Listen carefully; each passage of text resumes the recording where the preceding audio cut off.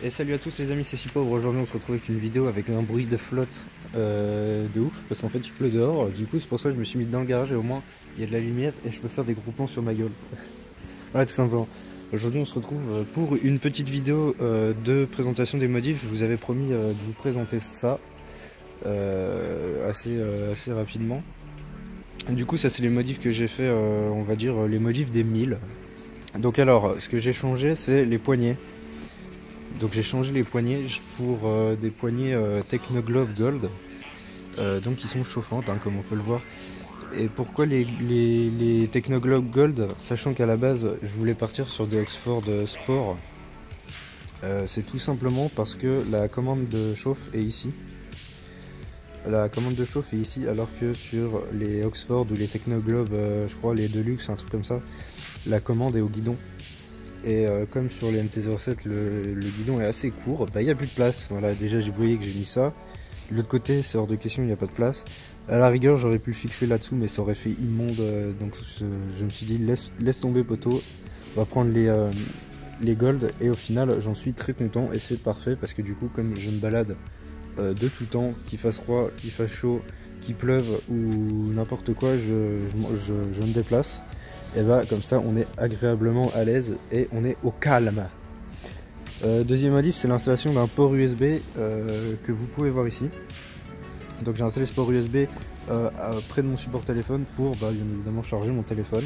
Donc ce port USB, je sais plus du tout le nom ni le modèle, en tout cas c'est un port USB 5 volts 4 ampères, c'est à dire qu'il délivre 2 ampères par port, donc ça supporte la supercharge. C'est-à-dire le supercharge, par exemple sur mon téléphone c'est un S8 Plus. Supercharge c'est si vous utilisez le chargeur de base. En gros ça prend moins de temps à recharger qu'habituellement. Donc ça supporte la supercharge et il y a un capuchon avec, je sais pas ce que c'est, je sais pas si c'est une ferrite ou un aimant. Mais quand on met le capuchon, ça coupe le port. Ça coupe le port USB, du coup ça vous bouffe pas la batterie. Voilà. En question du montage, j'avais vu beaucoup de gens sur des forums qui conseillaient de le brancher sur la prise de brancher les trucs sur la prise accessoire.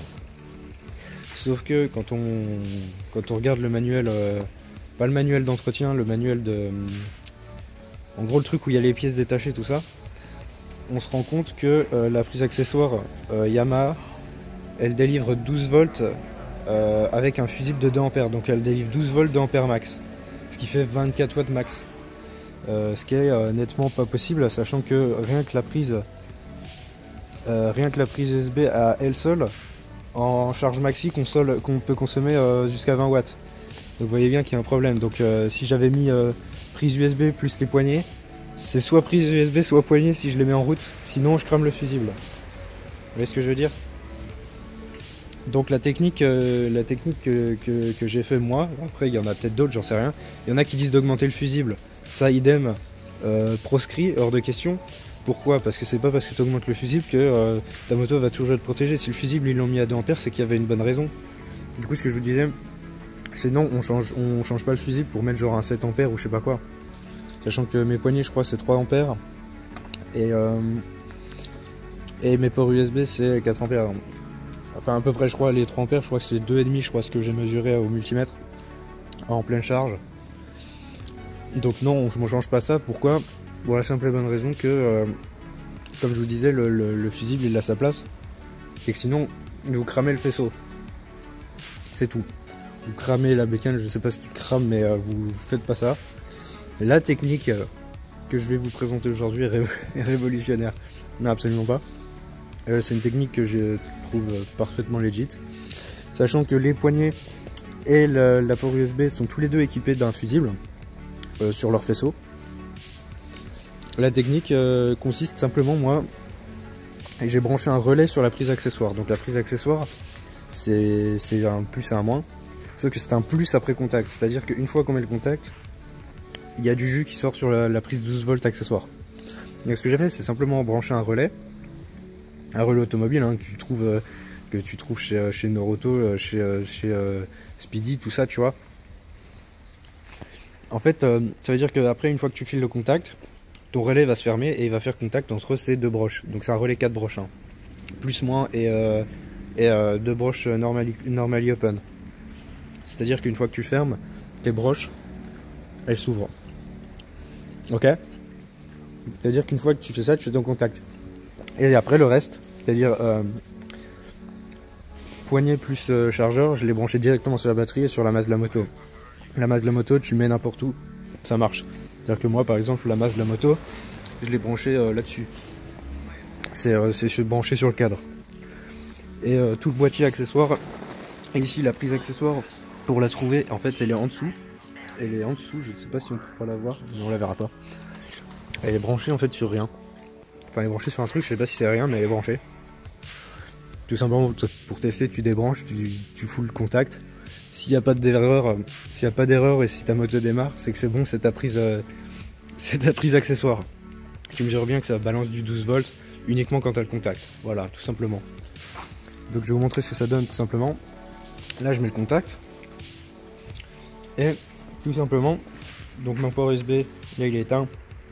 Je l'ouvre, il est allumé. Vous voyez, hop, si j'appuie un peu plus, ça s'éteint. Et pareil, poignée, chauffage, sélection guidon. Donc avec tous les modes de température. Je crois qu'il y a 5 modes de température. Et si on maintient appuyé, ça enregistre le dernier mode et ça éteint. Tout simplement.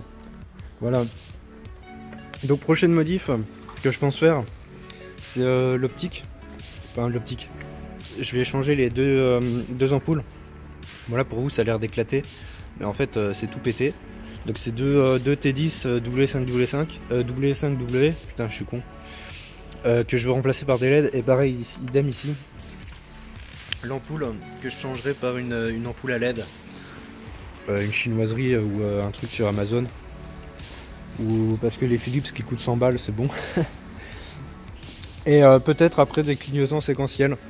C'est-à-dire que peut-être les prochaines modifs sera uniquement des lumières en fait. Des séquentiels, c'est-à-dire en fait c'est une barre de LED. Je sais pas si vous voyez chez Audi. C'est en fait ça s'allume progressivement, ça fait quand tu tournes à droite. Et j'ai vu qu'ils en faisaient pour la moto. Faut que je creuse un peu le sujet parce qu'apparemment il faut changer la centrale clignotant. Donc je verrai ça tout bien dans les détails.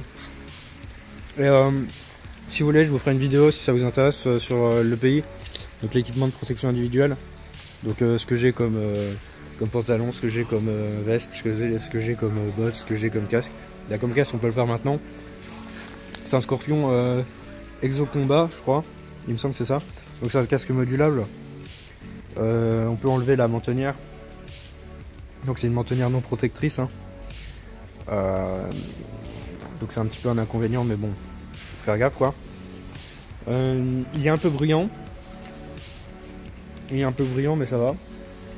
À haute vitesse c'est chaud quand même. Et il y a de l'air qui passe même à haute vitesse sous la mentonnière, ça. C'est pas vraiment étanche. C'est pour ça que je pensais en changer pour l'hiver.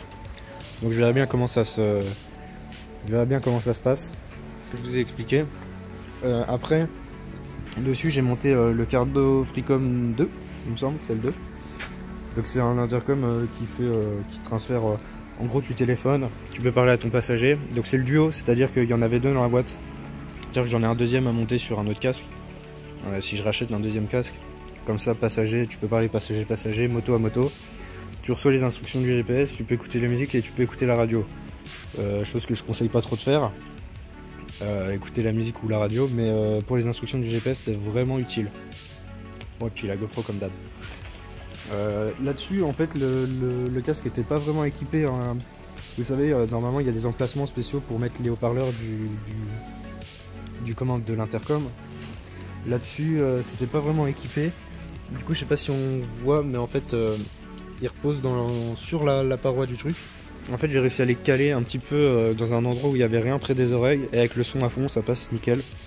Et idem le micro. Le micro, j'ai utilisé celui à bras. Comme ça je peux enlever la mentonnière et toujours avoir le micro quand même. Voilà, tout simplement. Voilà, sur ce les amis, j'espère que cette petite vidéo en speed vous aura plu. Je vous ferai une vidéo sur les EPI, enfin sur mon équipement tantôt, quand j'aurai je vais dire pas le time, mais quand il fera beau. Enfin pas quand il fera beau parce que là à ce moment-là actuellement c'est impossible. Mais quand il fera un peu plus lumineux et que j'aurai quelque chose à faire, ou alors je la ferai chez moi, mais bon. On verra bien, je vous présenterai tout ça. Et du coup, comme je vous l'ai dit, prochaine modif, ça va être de l'éclairage. Et probablement peut-être une vidéo sur l'installation de GeoRide quand je le recevrai normalement courant décembre. Voilà. Sur ce les amis, n'hésite pas à t'abonner. Sur ce les amis, n'hésitez pas à vous abonner, à liker la vidéo et la partager. Et aller faire un tour sur le site de mon partenaire, destockmotor.fr ou .com, je sais plus. C'est marqué dans la description. Allez, bisous, à plus.